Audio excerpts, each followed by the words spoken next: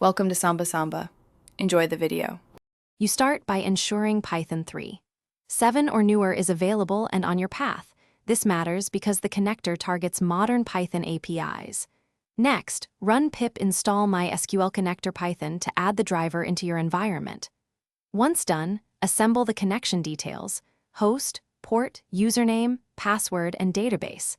Make sure credentials have appropriate privileges for queries you will run. You're now ready to write the first connection snippet in a Python file and import MySQL. Connector at the top. You'll write a concise connection block using MySQL. Connector. Connect with host, port, user, password, and database parameters. This opens a TCP session to the server. Once connected, create a cursor. Use dictionary equals true if you prefer column names over tuple indices. It makes downstream code clearer.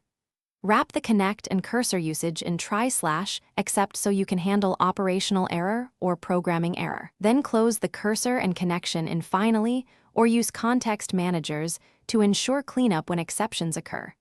This prevents leaked sockets or locked transactions. You execute parameterized queries with cursor. Execute SQL params to avoid injection and then fetch-own or fetch-all depending on result size, iterate rows or map them to objects. For changes, call connection. Commit after successful writes and call rollback if an exception occurs to preserve data integrity. Make sure auto-commit is configured according to needs. Disable it for multi-step transactions, enable it for simple reads. Troubleshooting tip. If connection fails, test with MySQL client from the same host.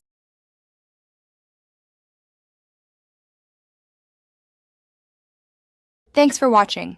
Consider subscribing if we helped you.